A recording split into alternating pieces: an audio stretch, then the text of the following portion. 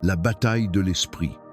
Ce que Jésus a révélé sur ta guerre intérieure. Il existe une guerre que la plupart des gens ne voient jamais. Pas sur un champ de bataille jonché de fusils ou de soldats, mais dans le silence de tes propres pensées. Elle commence dès l'instant où tu ouvres les yeux, avant que tu ne prononces un mot, avant que tu ne fasses un choix. C'est la bataille pour ton esprit. Chaque décision, chaque émotion, chaque acte de foi ou d'échec commence ici, dans ce territoire invisible de tes pensées. C'est là que l'ennemi murmure le plus fort et que ton destin se décide en silence. Tu ne perds pas ta vie d'un seul coup. Tu la perds pensée par pensée, à travers la peur, le doute, la culpabilité et ces mensonges discrets qui sonnent presque vrais. Jésus comprenait cela mieux que quiconque. Quand il parlait du péché, il ne pointait pas d'abord ce que les gens faisaient. Il pointait ce qu'ils pensaient. Quand il enseignait sur la foi, il ne commençait pas par les montagnes. Il commençait par l'esprit qui croit que les montagnes peuvent bouger. Chaque parabole, chaque confrontation, chaque mot qu'il prononçait allait plus profond que le comportement. Il allait droit aux pensées qui le façonnent. L'esprit n'est pas un terrain de jeu, c'est un champ de bataille. Et Jésus est venu non seulement pour sauver ton âme, mais pour libérer ton esprit. Il connaissait les guerres que tu mèneras en silence, celles contre tes propres peurs, ton passé, tes essais et ton doute de toi-même. Il connaissait le bruit qui peut remplir le cœur d'un croyant, même dans une pièce silencieuse. C'est pourquoi il parlait la vérité, parce que la vérité est la seule arme capable de faire taire les mensonges. C'est pourquoi il enseignait la paix, parce que la paix est la victoire sur le chaos. Et c'est pourquoi il t'appelait à renouveler ton esprit, parce que c'est là que la transformation commence. La bataille de l'esprit ne consiste pas seulement à penser de meilleures pensées.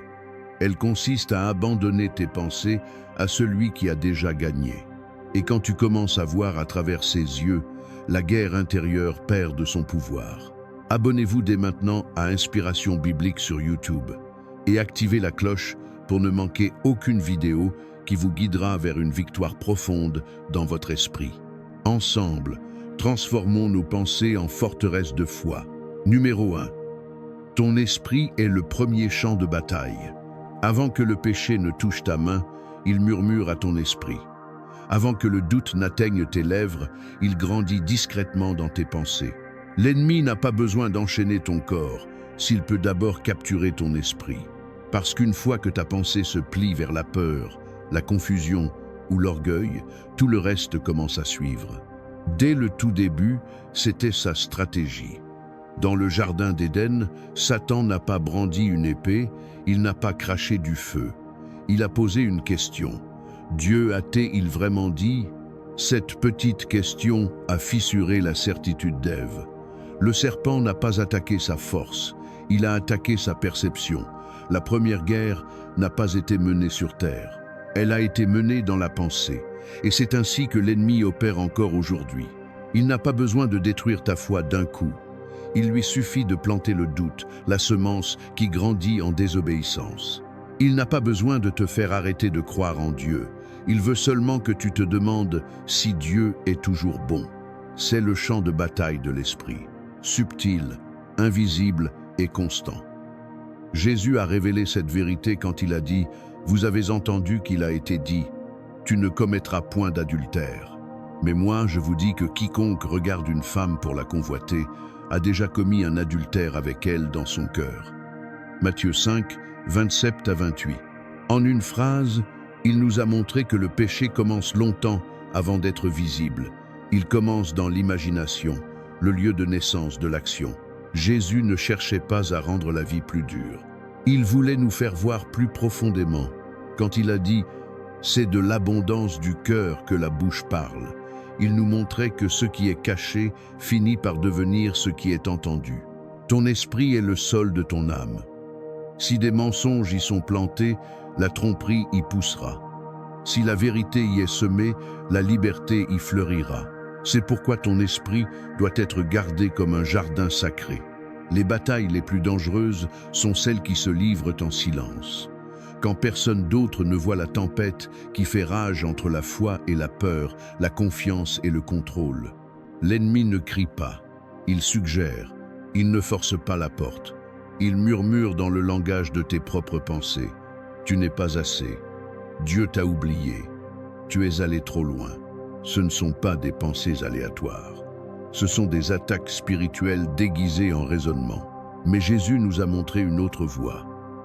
Il ne laissait pas ses pensées vagabonder sans contrôle. Il les alignait sur la parole. Chaque fois que l'ennemi attaquait, Jésus répondait par la vérité. Le premier champ de bataille de ta vie sera toujours ton propre esprit. Mais la victoire appartient à ceux qui osent penser avec foi, non avec peur. Pour approfondir cette vérité fondamentale, considérons le contexte biblique plus largement. Dans les Écritures, nous voyons que la tentation originelle n'était pas une agression physique, mais une subversion mentale. Genèse 3, 1 nous dit que le serpent était le plus rusé de tous les animaux des champs que l'Éternel Dieu avait fait.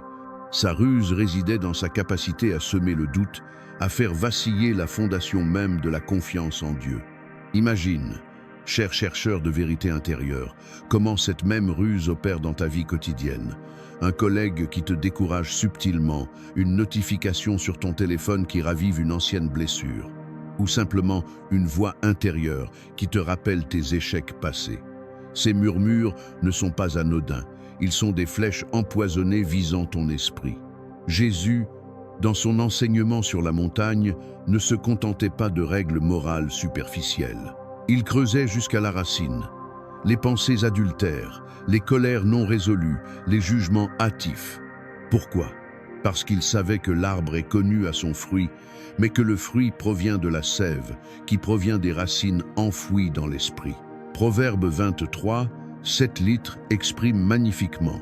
Car tel il est dans son cœur, tel il est. Ton identité profonde, ta destinée éternelle, tout se joue dans cet espace intérieur. Protège donc ton esprit comme un trésor inestimable. Chaque matin, déclare, « Seigneur, je remets mes pensées entre tes mains, que ta vérité soit ma garde. » Et souviens-toi, dans les moments de silence où la bataille s'intensifie, que la victoire n'est pas dans la force de ta volonté, mais dans la fidélité de sa parole. Abonne-toi à Inspiration biblique pour des méditations guidées qui t'aideront à fortifier ce premier champ de bataille. Partage cette vidéo avec quelqu'un qui lutte en silence. Ta lumière pourrait être leur salut. Numéro 2. Les mensonges qui façonnent ta réalité.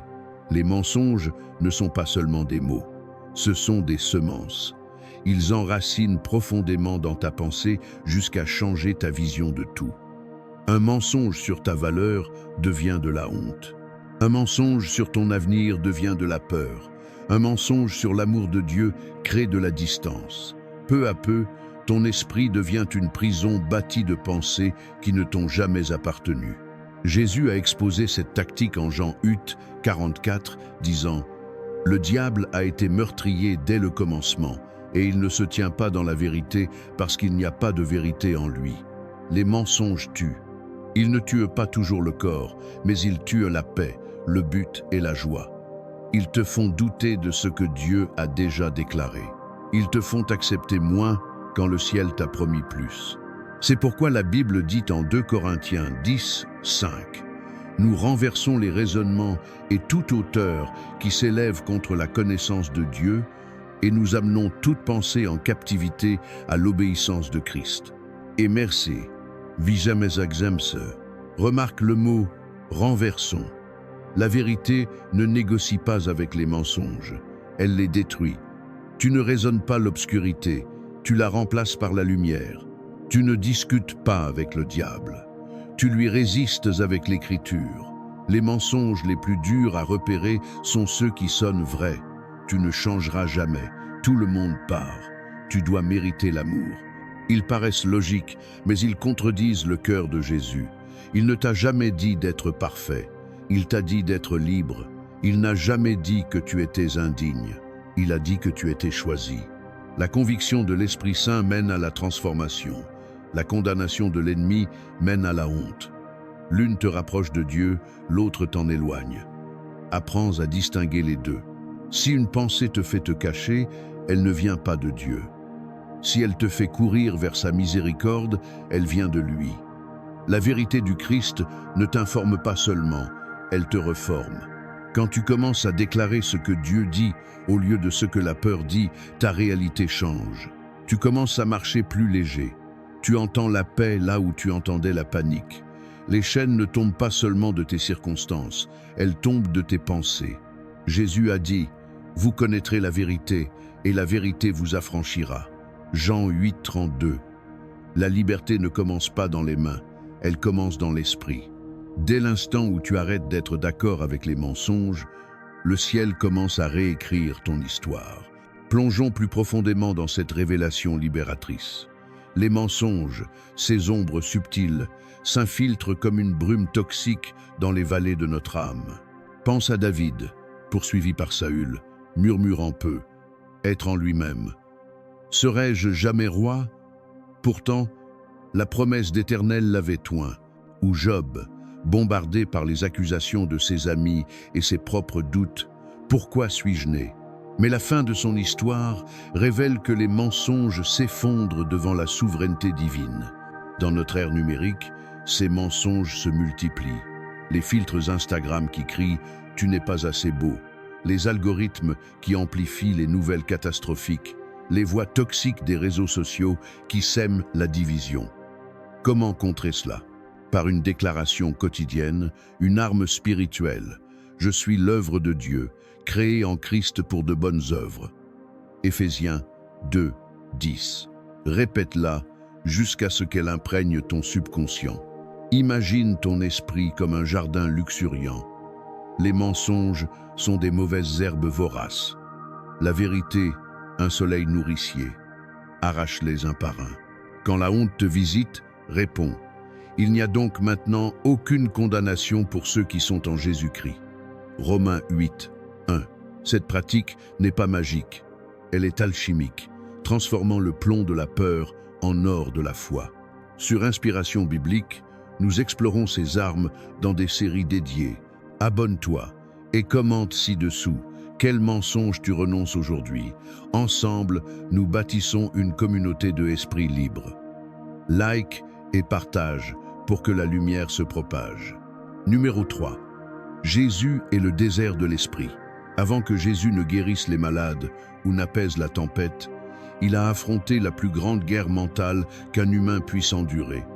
La tentation dans le désert. Pendant 40 jours, il a tenu seul, affamé, épuisé et vulnérable. Pourtant, le vrai conflit n'était pas entre lui et le désert. C'était entre la vérité et la tromperie dans l'esprit. Satan n'a pas confronté Jésus par la force physique. Il a utilisé l'arme la plus ancienne, les mots. Si tu es le Fils de Dieu, ces 6 mots portaient le poids de toute attaque future contre ton identité. La même voix qui avait questionné la valeur d'Ève en Éden, questionnait maintenant le Fils de Dieu dans le désert. Chaque tentation était un défi mental, pas seulement un test de faim ou d'ambition. Transforme ces pierres en pain, jette-toi en bas et prouve qui tu es. Prosterne-toi devant moi et je te donnerai le monde. Ce n'étaient pas des suggestions d'action, c'étaient des invitations à penser différemment sur qui il était et ce qu'il devait prouver. Mais Jésus a refusé de penser comme une victime, un mendiant ou un performé.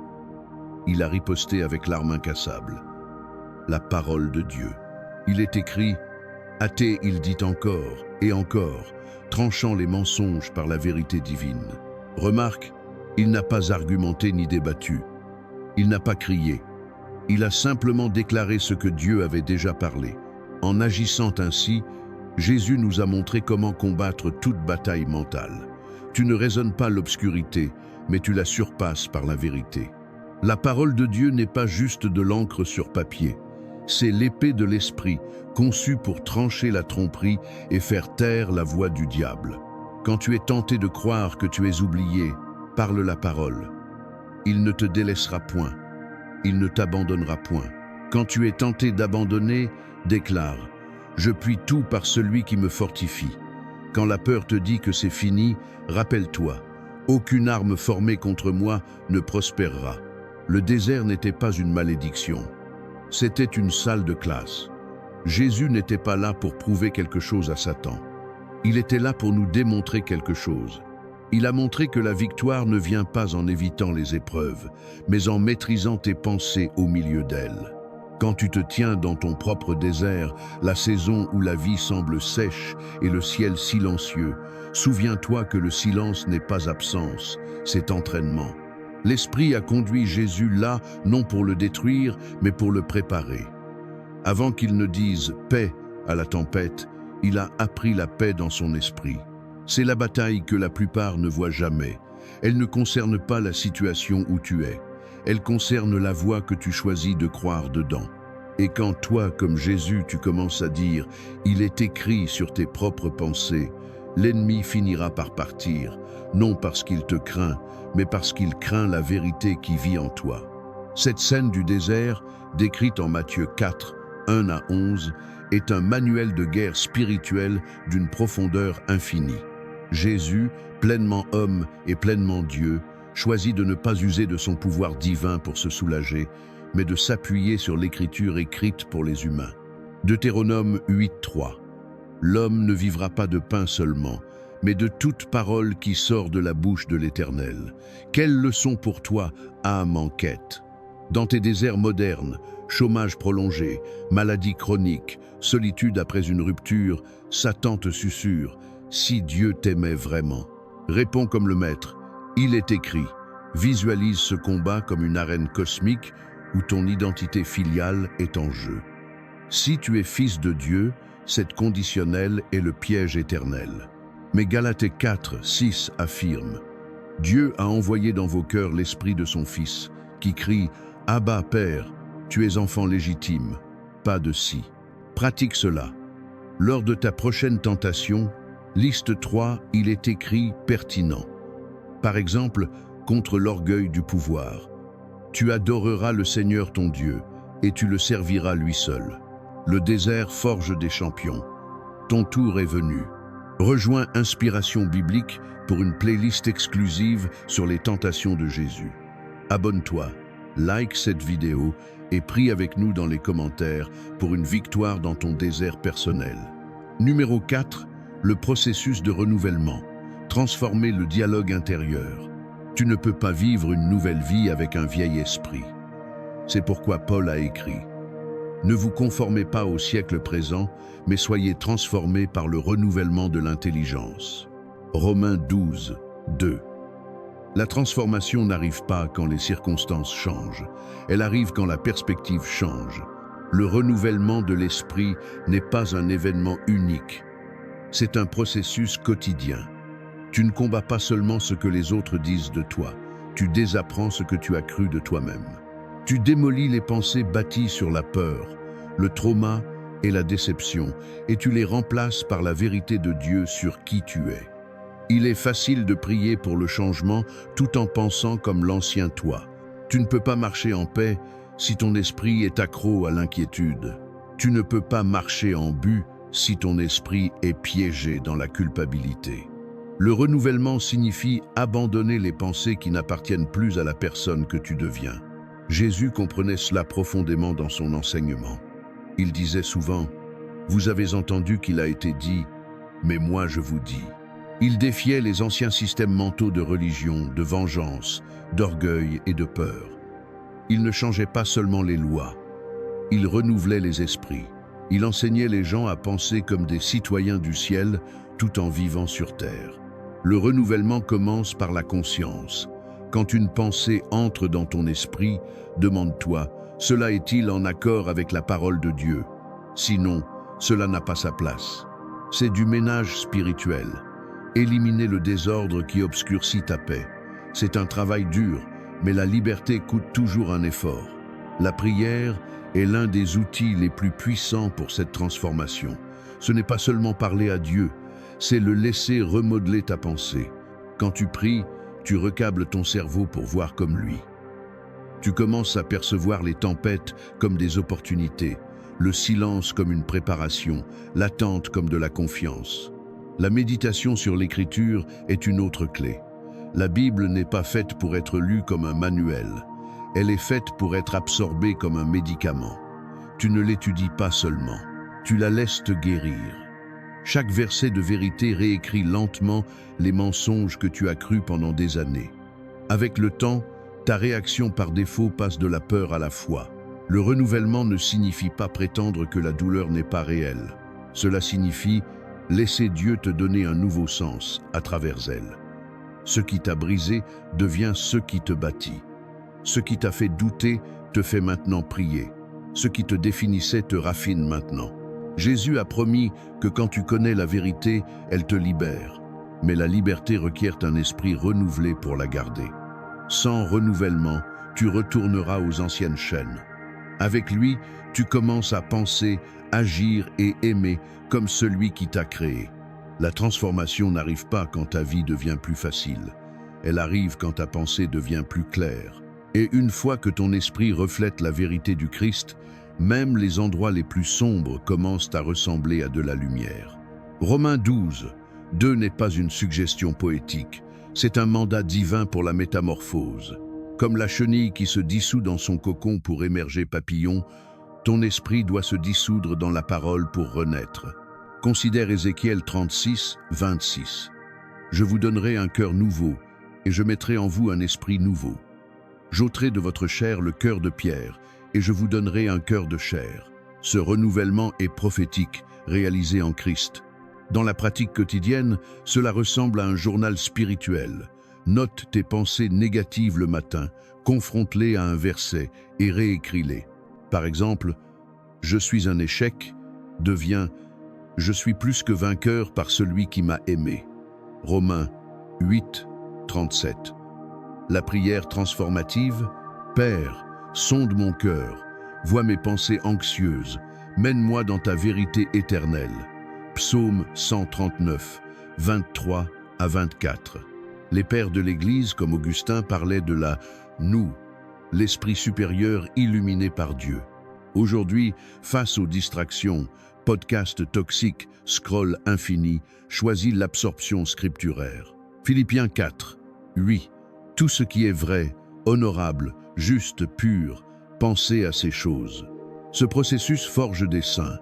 Ton dialogue intérieur passe de critique à célébration. Inspiration biblique t'offre des guides de prière pour ce renouvellement. Abonne-toi maintenant, télécharge nos ressources gratuites en description et transforme ton esprit pas à pas. Numéro 5, l'anxiété, l'inquiétude et la guerre des « et si ». Peu de batailles sont aussi impitoyables que celles contre l'anxiété. Elles s'infiltrent discrètement, murmurant dans le langage des « et si ». Et si les choses ne marchent pas? Et si j'échoue encore? Et si Dieu ne vient pas cette fois? Ces pensées se multiplient plus vite que n'importe quelle tempête extérieure parce que la vraie tempête n'est pas dehors. Elle est dans ton esprit. Jésus comprenait intimement cette guerre. En Matthieu 6, il parlait directement à ceux qui vivaient sous le poids écrasant de l'inquiétude. « Ne vous inquiétez pas pour votre vie », a-t-il dit. Il ne le disait pas pour minimiser nos luttes. Il le disait pour rediriger notre focus. Il savait que l'anxiété ne commence pas dans les circonstances. Elle commence dans l'attention. Ce sur quoi tu te concentres nourrit soit ta foi, soit ta peur. Quand Jésus a dit à ses disciples de regarder les oiseaux du ciel et les lys des champs, il ne leur donnait pas une image poétique. Il leur donnait une stratégie mentale. Il leur enseignait à passer de la rareté à la suffisance, de la peur à la confiance. Les oiseaux n'accumulent pas, les lys ne stressent pas. Ils existent pleinement dans les soins de leur Créateur. Et s'il prend soin d'eux, à combien plus forte raison prend-il soin de toi? Les « et si » de l'anxiété sont des armes de distraction. Ils tirent ton esprit vers demain tout en volant la paix d'aujourd'hui. Ils te convainquent que le contrôle égale la sécurité alors que le contrôle ne t'a jamais appartenu. C'est pourquoi Jésus a dit « Ne vous inquiétez pas du lendemain, car le lendemain aura soin de lui-même. » Il ne t'appelait pas à l'ignorance, il t'appelait à la confiance. L'anxiété prospère dans l'imagination, mais la foi aussi. La même imagination qui envisage le désastre peut envisager la bonté de Dieu. L'esprit qui peint les pires scénarios peut peindre des promesses. Quand tu pries, tu n'ignores pas la réalité. Tu choisis quelle réalité régnera tes pensées. Paul le souligne en Philippiens 4, 6 à 7. Ne vous inquiétez de rien, mais en toute chose faites connaître vos besoins à Dieu par des prières et des supplications, avec des actions de grâce. Et la paix de Dieu, qui surpasse toute intelligence, gardera vos cœurs et vos pensées en Jésus-Christ. Remarque le mot « gardera ». La paix n'est pas passive. C'est un soldat à la porte de ton esprit, refusant l'entrée à la peur. La prochaine fois que tes pensées spiralent, pose-toi. Prends cette phrase anxieuse et réécris-la par la foi. Et si j'échoue, deviens « et si Dieu m'enseigne quelque chose de puissant à travers cela ?» Et si je suis seul, deviens « et si Dieu prépare quelqu'un que je ne vois pas encore ?» Et si je perds tout, deviens « et si je découvre que Jésus était tout ce dont j'avais besoin ?» L'inquiétude peut visiter, mais elle n'a pas à s'installer. Quand Jésus règne dans tes pensées, la paix devient ta nouvelle normale. Tu réalises que l'anxiété ne prédit pas ton avenir, elle reflète seulement ta confiance. Et quand la confiance grandit, l'anxiété perd sa voix. Matthieu 6, 25 à 34 est un antidote souverain contre l'anxiété, un sermon sur la montagne qui élève l'âme au-dessus des vagues du quotidien. Jésus utilise la nature comme miroir. Les oiseaux, confiants en la manne quotidienne, les lits, parés plus splendidement que Salomon sans effort. Quelle poésie! Cela nous invite à une théologie de la provision. Cherchez premièrement le royaume et la justice de Dieu, et toutes ces choses vous seront données par-dessus. Dans un monde de crise, inflation galopante, incertitude géopolitique, pandémie résiduelle, l'anxiété est une épidémie. Mais Philippiens 4, 6 à 7 promet une paix transcendante, une phrouréo grecque, une garde militaire. Imagine des anges postés à tes synapses, bloquant les intrusions. Exercice pratique.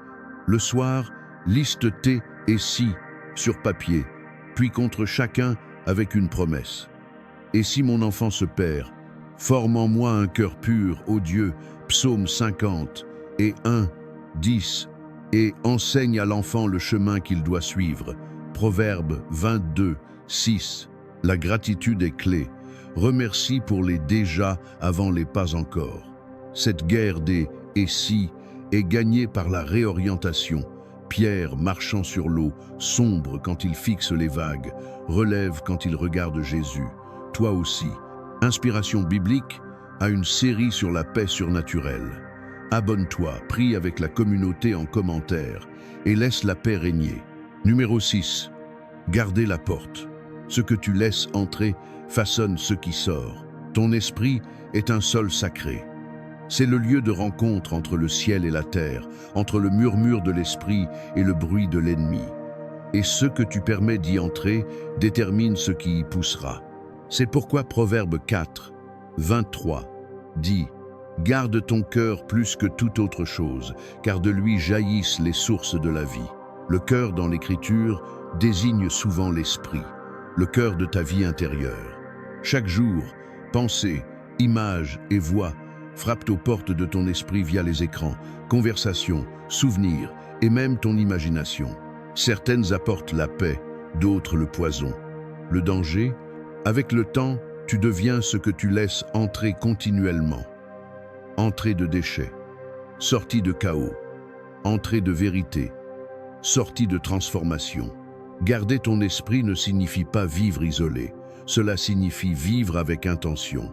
Cela signifie demander « Cela me rapproche-t-il de Jésus ou m'en éloigne-t-il » avant de regarder, écouter ou parler. C'est apprendre à affamer ce qui t'affaiblit et nourrir ce qui te fortifie. Musique, médias, conversation, ils plantent tous quelque chose. Certains plantent l'anxiété, d'autres le courage. Certains sèment la jalousie, d'autres la joie. Tu n'as pas à consommer tout ce qu'on t'offre, tu as le droit de protéger ta paix. Même tes mots sont des portes. Ce que tu dis renforce ce que tu crois. Jésus a dit « Car par tes paroles tu seras justifié, et par tes paroles tu seras condamné. » Matthieu 12, 37.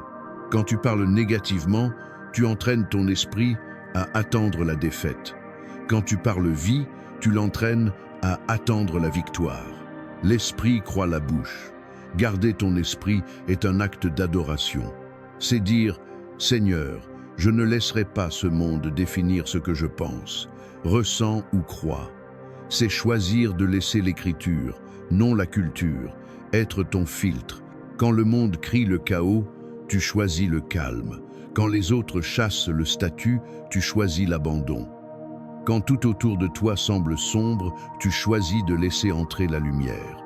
Plus tu gardes les portes de ton esprit, plus tu deviens sensible à la présence de Dieu. Sa voix grandit, sa paix dure plus longtemps. Et lentement, tu remarques, tes réactions changent, tes mots s'adoucissent, tes peurs se taisent.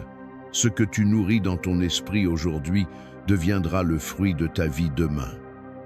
Donc, garde-le bien, car tout ce qui est sain commence dans une pensée gardée.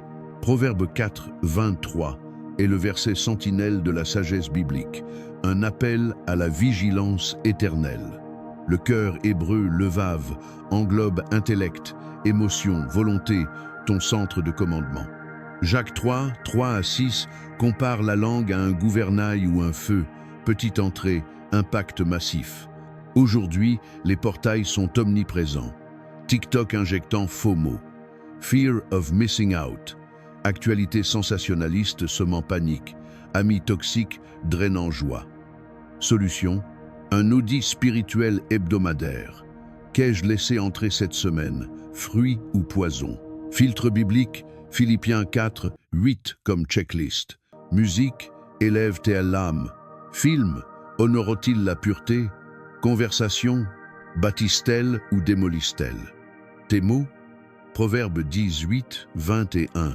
La mort et la vie sont au pouvoir de la langue. Prou, embro, memouzeso, empro, memouzeso, acte d'adoration, béni au lieu de maudire. Bénissez ceux qui vous persécutent. Romains 12, 14. Résultat, une sensibilité accrue. Tu entends Dieu dans le vent, sa paix dans la prière. Numéro 7, l'Esprit du Christ. Marcher en paix surnaturelle. Pour gagner la bataille de l'Esprit, tu dois apprendre à penser comme celui qui l'a déjà conquise. La Bible dit en Philippiens 2, 5, « Ayez en vous les sentiments qui étaient en Jésus-Christ. » Ce n'est pas juste un verset poétique, c'est une invitation divine.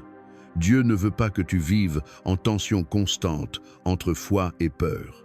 Il veut que tu marches avec la même clarté, calme et confiance que Jésus portait à travers chaque tempête.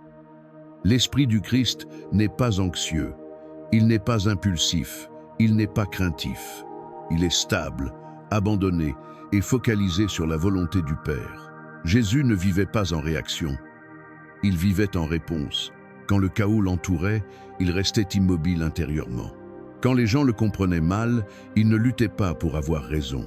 Il se reposait dans qui il était. Sa paix n'était pas l'absence de bruit, c'était sa maîtrise. C'est pourquoi il pouvait dormir dans la tempête pendant que ses disciples paniquaient. Parce que la paix ne se trouve pas dans des circonstances parfaites, elle se trouve dans une confiance parfaite. L'Esprit du Christ ne nie pas la tempête.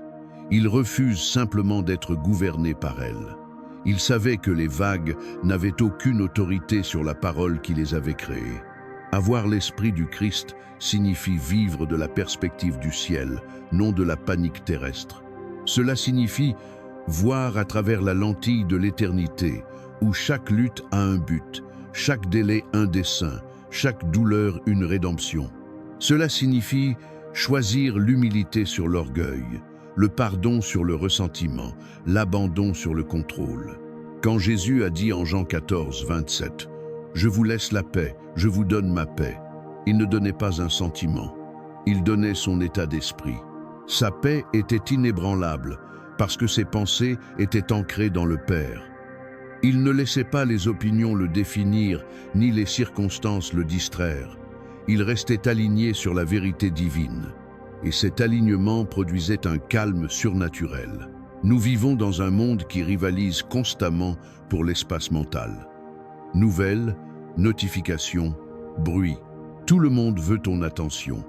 Mais la chose que l'ennemi craint le plus, c'est un croyant dont l'esprit est gouverné par la paix.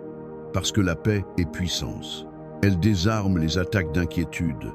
Elle tait la tentation et confond l'obscurité. L'esprit du Christ n'est pas quelque chose que tu atteins. C'est quelque chose que tu reçois. Il naît dans l'endroit de l'abandon. Plus tu sais de ton propre raisonnement, plus ces pensées te remplissent. Tu commences à penser en amour au lieu d'amertume, en foi au lieu de peur, en gratitude au lieu de grognement. Quand le Saint-Esprit renouvelle tes pensées, ta perspective passe de la survie au but. Tu commences à répondre à la vie comme Jésus, non avec panique, mais avec propos. Tu arrêtes de demander « Pourquoi moi ?»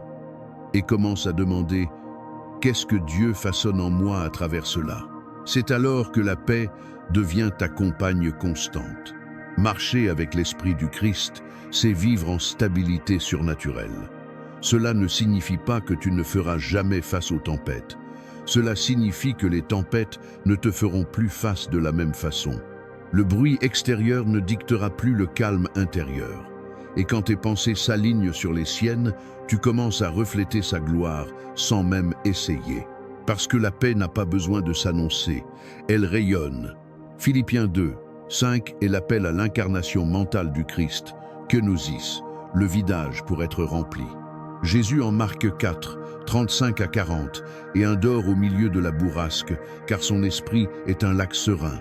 Jean 14, 27, Érénée, paix chalomique, complétude, non-absence de trouble.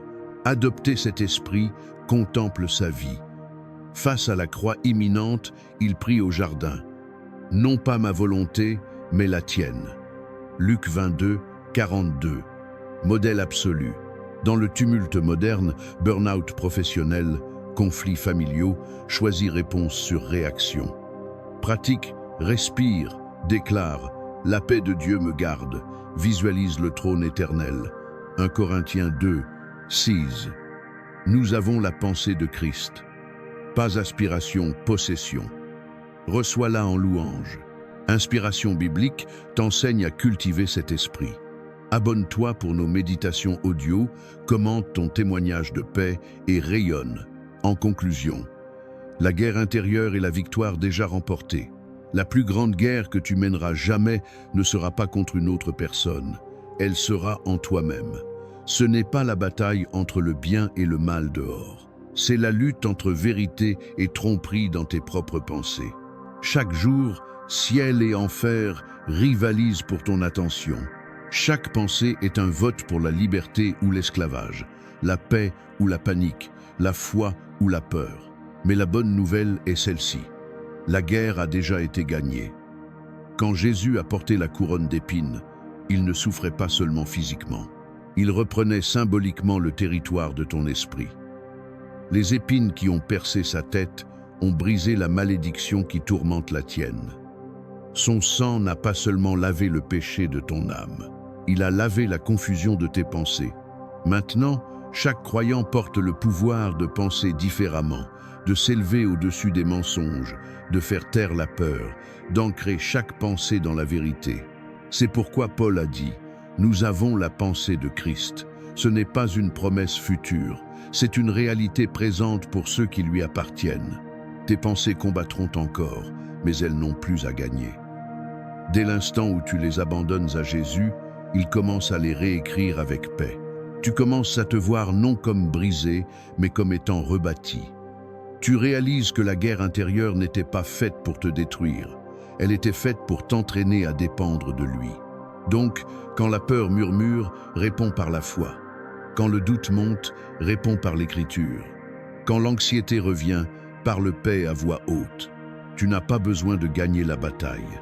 Tu as juste besoin de te tenir dans la victoire qui est déjà tienne. Parce que la croix n'a pas seulement libéré ton âme, elle a libéré ton esprit aussi. Et une fois ton esprit libre, aucune chaîne sur terre ou en enfer ne peut plus te retenir. Cette conclusion cristallise l'essence de notre voyage spirituel. La victoire est achevée à Golgotha. Hébreux 2, 14 à 15. Jésus a détruit celui qui a la puissance de la mort. le diable, libérant ceux qui par crainte de la mort étaient tenus en esclavage. La couronne d'épines, symbole poignant. Le lieu du penser, tête, rachetée par le roi souffrant. Ta guerre n'est pas futile, elle glorifie le vainqueur. Chaque pensée alignée est un acte de rébellion céleste. Éphésiens 6, 12. Car nous n'avons pas à lutter contre la chair et le sang, mais contre les dominations, contre les puissances de ténèbres. Armure, l'épée de l'esprit, appel final, vis cette liberté. Déclare matin et soir, j'ai l'esprit du Christ, ma pensée est captive à lui. Partage ton histoire. Inspiration biblique, ta chaîne pour l'éveil intérieur, t'invite, abonne-toi gratuitement, active les notifications, like, commente. Ma victoire est déjà là. Partage avec 5 personnes. Ensemble, transformons des milliers d'esprits. Dieu te bénisse abondamment dans cette bataille gagnée. Gloire à Jésus, le libérateur de l'esprit.